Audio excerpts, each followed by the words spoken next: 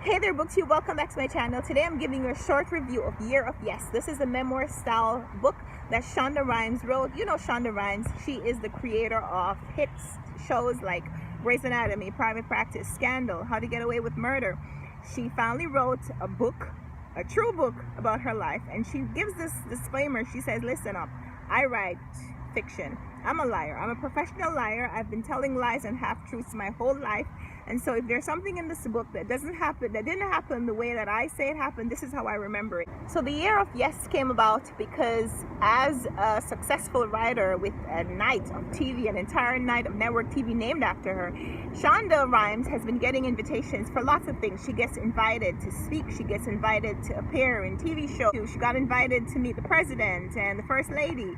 And typically she would say no, and she was justified in saying no because she is a busy woman. She's got 4 TV shows to write and supervise. She has a team of people that she constantly has to supervise to make sure that they're writing the characters that she has dreamed up.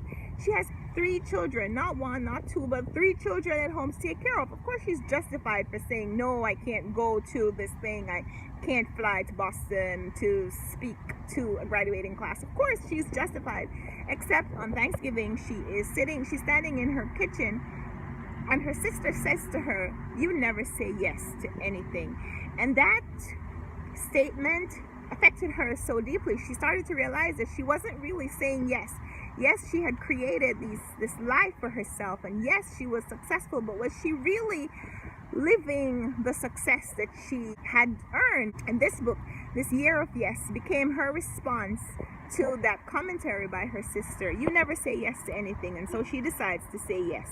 And this journey is a process of self-discovery about why she hasn't been saying yes and what she has been losing out on by not saying yes, and trying to regain some of those opportunities. She faces the fear of going on TV herself. She faces the fear of failure that she's been just like navigating around her whole life. And in the process, she doesn't just learn how to say yes to everything. She learns what she should say no to by prioritizing, I suppose, her yeses.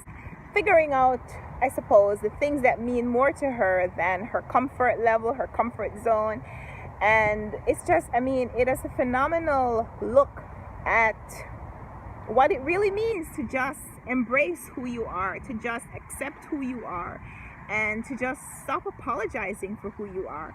This book is not a complete autobiography. You're not going to find out how old Shonda Rhimes is from reading this book. You're not going to find out how much weight she lost, but you will find out what it's really like to be a successful writer and still be, still have the writer tendencies that a lot of us writers, I suppose, grew up with, being an introvert, being a closeted thinker, being a kind of loner, and now being thrust into this life of celebrity and people expecting you, I suppose, to have changed who you are just because you're now a success at the thing that you've always shied away from people to do. And it felt like Shonda Rhimes knew me, and she was writing my biography in her own words. She talks about how she creates characters, how she's always created characters, how this is not something that she just started doing as an adult, because her whole life she has been telling half-truths and making up characters and creating lives about them. But then she also talks about the reason. She says this one thing that I really, really enjoyed. She said, listen, the theme in everything that I write is about loneliness. It's about being alone. It's about how to navigate being alone. It's about why we started off alone, how we end up alone, what we can do to not be alone. I gave this book a solid 4.5 to 5 stars. If there are no half stars, then I give it 5 stars because there wasn't anything wrong. I didn't see anything missing. I've admired her as a writer for many, many years now, and just to have a glimpse into her mind, a glimpse into her non-fiction world, when all that we know of her is her fiction. I thought it was a phenomenal glimpse into her life, and I totally recommend this book. So if you get a chance to pick it up, Year of Yes.